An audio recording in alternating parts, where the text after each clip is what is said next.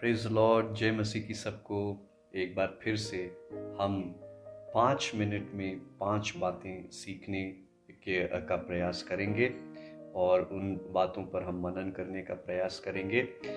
पिछली बार जब हम आपके बीच में आए थे तो हमने सड़क के किनारे वाली भूमि के विषय में देखा था और एक इम्पॉर्टेंट बात ये थी कि जब सड़क के किनारे पर बीज गिरे तो वो ज़मीन के अंदर नहीं गए। आज हम देखेंगे कि जो सेकंड टाइप ऑफ भूमि है वो है पथरीली भूमि।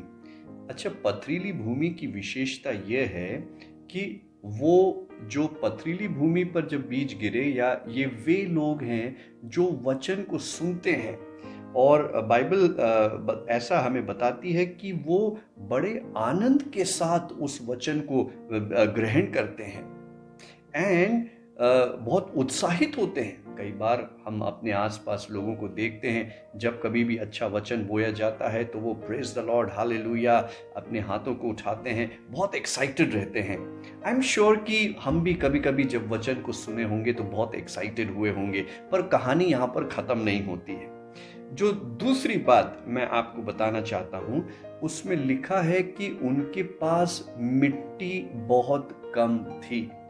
इसका ये मतलब कि मिट्टी कम थी, मतलब पत्थर ज्यादा थे, और जब पत्थर ज्यादा थे तो ये उनकी जो जड़ें हैं वो भीतर तक नहीं जा सकी। बीज में एक विशेषता होती है कि वो जड़ों को नीचे भेज सकता है, परंतु अगर आप और मैं उसके रास्ते में पत्थर डाल देंगे तो बीज अपना काम नहीं कर सकता। ठीक है, तो उसी प्रकार से जब पथरीली भूमि होती है वो बीज को, जड़ों को नीचे जाने से रोक देती है। हमारे जीवन में भी कभी कभी कुछ हार्ड एरियाज होते हैं जो बदलने का नाम ही नहीं लेते, जो बहुत बहुत कठोर हो जाते हैं, लंबे समय तक ऐसी दशा में पड़े होने के कारण वो कठोर हो जाते हैं, और जब वो कठोर हो जाते हैं तो फिर जो बीज अपनी जड़ नीचे भेजना चाह रहा है वो नहीं भेज पाता है। तीसरी बात, वो जैसे ही बोए गए तुरंत वो अंकुरित हो गए। अब ये एक विशेषता है, क्योंकि उनके पास ज्यादा जमीन नहीं है तो जो भी आसपास की मिट्टी है जल्दी से जो जड़ है नीचे जाने की बजाय वो हॉरिजॉन्टली स्प्रेड हो जाती है, वो हर जगह फैल जाती है। जो भी मॉइस्चर आसपास रहता है, नमी रहती है, वो उसको सोख लेती है और इस कारण से बहुत जल्दी उग जाती है। ऐसे ही कई बार ऐसा होता है कि जो हमारे फायदे के जो वचन हमको मिलते हैं, कई बार हम सुनते हैं, बहुत जल्दी एक्साइटेड हो जाते हैं और अब हमको लगता है कि अब हम एक बहुत बड़े इवेंजलिस्ट बनने को जा रहे हैं और हमें लगता है कि अब सब कुछ बहुत अच्छा और आसान हो जाएगा, परंतु अभी भी काम पूरा नहीं हुआ है। ओके, फोर्थ बात यह है कि जैसे ही सूरज उगा और गर्मी तेज हुई तो ये जो पौधे थे ये मुरझा गए।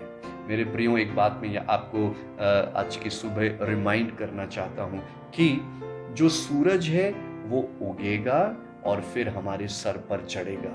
ये तो प्रकृति का नियम है। गर्मी पहले कम रहेगी फिर तेज होगी। हालेलुया। तो ये जो पौधे होते हैं जो पथरीली भूमि वाले होते हैं, क्योंकि इनकी जड़ गहराई तक नहीं गई है, इस कारण से जब गर्मी तेज होती है तो जड़ जो है वो पानी को नहीं सोख पाती।